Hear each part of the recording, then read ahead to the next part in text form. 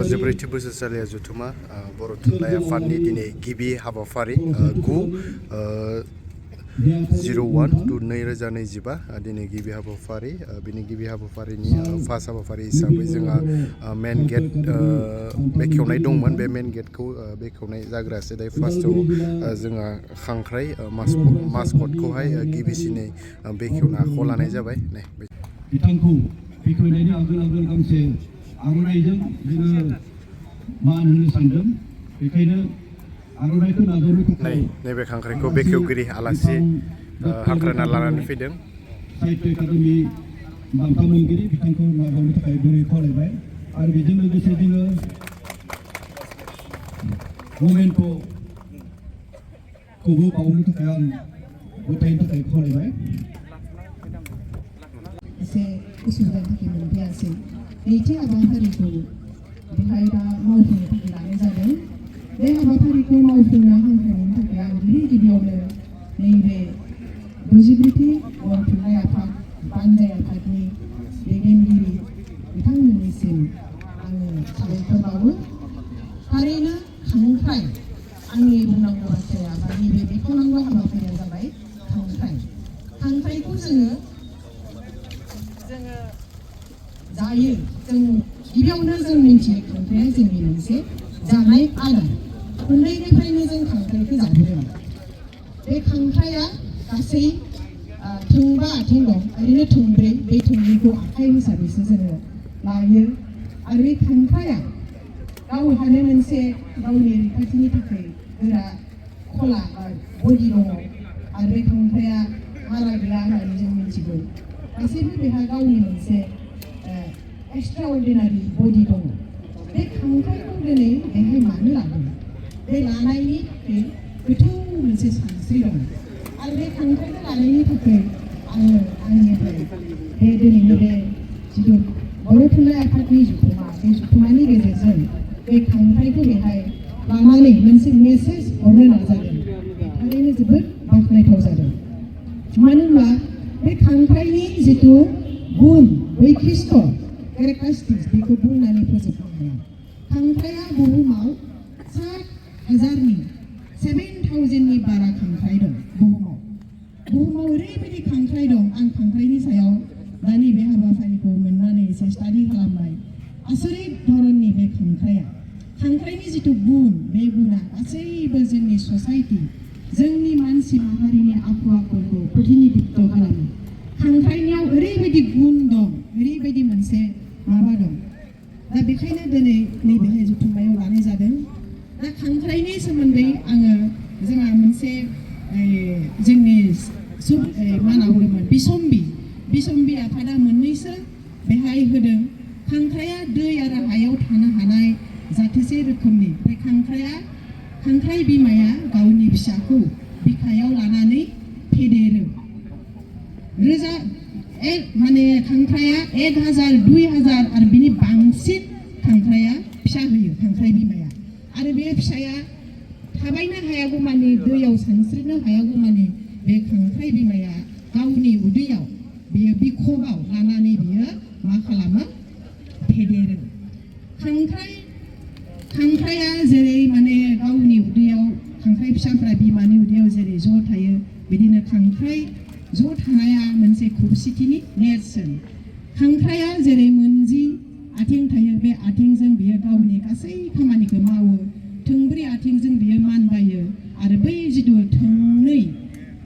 खांख्राइ आसि बिमा होननानै बुङो जोङो बेजों बियो आदार जायो आसरित माने बे माने साननो गोनां जायगायाव जोबना दोनोब्ला साथिं मानखोनो नागिरो दा बेनि सोमोन्दै आं एसे उनाव बुंगोन मानो थाखाय मानखोनो नागिरो आरो बेनि थाखाय जोंहा मोनसे जोंनि समाजाव फोथायनाय बा मोनसे बाथ्रा दं खांख्राइया साथिं बाल्थिङाव जोबना दोननाय खांख्राइया साथिं दावखोब्ला सिङाव थानाय खांख्राइया दावखोलांनो नागिरनाय खांख्राइखौ बोख्लायहरो नाथाय बेनि मोनसे गेदेर मोनसे बिजिरथि दं जायखौ जों गुवारै बिजिरनानै बुंनो हाया बा बुंनाय जायाखै जों बुङो जे सोरबा मानसिया हारसिङै जौगालांनो नागिरब्ला बा दावगालांनो नागिरब्ला जोंनि समाजनिफ्राय बे मानसिखौ बोख्लायनाय खिन्थु बियो एसे बे माने बेखेवथिया बेजों गोरोबा मानो होनब्ला जोंनि सिचुवेसनासो थासारियासो जोंखौ समाजाव मा खालामो गोबां रोखोमनि जोबजाना दोननाय खालामो जों बेखौ बे मदद खालामलायनानै खांख्राइ बायदि जोङो उदांहै जों लैथोआव जोंनि खामानिखौ जों मावफुंलांनो हायो गावनि आदारखौ जों गाव नागिरनानै जानो हायो दा खांख्राइजों नोंथांमोना दिनैनो आङो सुजुग मोननानै बुंनोसै खांख्राइजों जोंहा मोननै सल'बाथा मिथ मोनसेया जाबाय बेहाय लिरदों गोदोलायनो बुहुमानो गैयामोन अब्ला मा खालामबाय अमाजों आरो खांख्राइजों पातालपुरिनिफ्राय हा लाबोनानै बे बुहुमखौ दादों बिनि उनावसो बे बुहुमा जादों अब्ला खांख्राइया नाय गिबि बुहुम दाजेननायनि सासे बियो थान्दै इसोरनि थान्दै बे बुहुमखौ दाजेननायनि खांख्राइया सासे थान्दै आरो मोनसे मिथ दङ सल'बाथा रावना रावनिनि सल'बाथायाव दङ बेयो रावना रावनिया सानै बिसोर बिदा बिनानावमोन रावनाया रावनिखौ बिनानावखौनो हाबा खालामनो नागिरबाय नाथाय बियो सानसे खारखोमा लाङो आरो बे खारखोमा बाथ्राखौ सानखाङो होमब्ला बयबो माखौ लागोन माखौ थागोन खांख्राइनि मुङा फैबाय आरो खांख्राइखौ जोङो मोनसे नोजोर बोनानै लादोंमोन जे बिनि बिखुङाव गावनि गथ'फोरखौ बजबनानै जेसेबां खैफोद आफोद फैया मानो बासायनो थाखाय नागिरो एबा बासायो थिग बिब्दिनो बर' थुनलाइ आफादजों लोगोसे जोङो नैबे थुनलाइ जथुम्मायाबो गासै राव माहारि सुबुङानो जाया मानो राजखान्थि फारागथि थालाया मानो गासैबो ज'यै बजबनानै नैबे जथुम्माया जाहाथे बयखौबो लानानै खौसे मावलांगोन बे थांखिखौ नोजोर बोनानै जोङो बे खांख्राइखौ मास्कट हिसाबै लानाय जादोंमोन आरो बेयो थारैनो जोङो गोग्गानाय मोनदों दिनै बे नोंथांनि बिबुंथिनि गेजेरजों जोङो जोंनि जि थांखि लानाय बा खांख्राइखौ लानाय बे जाफुंसार जादों होननानै आङो फोथायबाय दायो आं मेदामा पेटाखौ हासिगोन आरोना बेखेवसिगोन नोंथांमोनखौबो गुरै खावलायबाय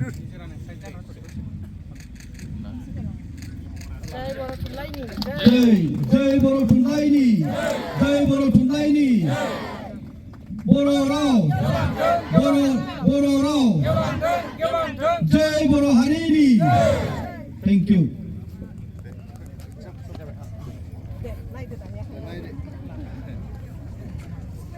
मेदामा बेखेवनानै होबाय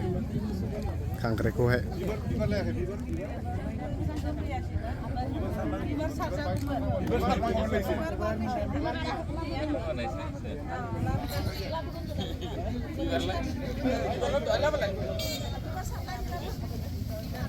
बेखेवनानै होबाय मेदाम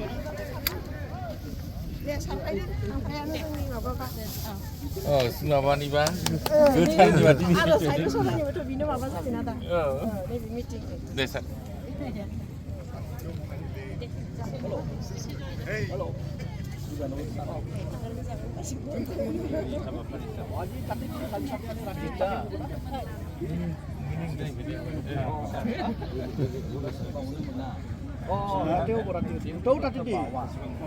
मेदामा खांख्राइखौहाय बेखेवनानै होबाय आरो ने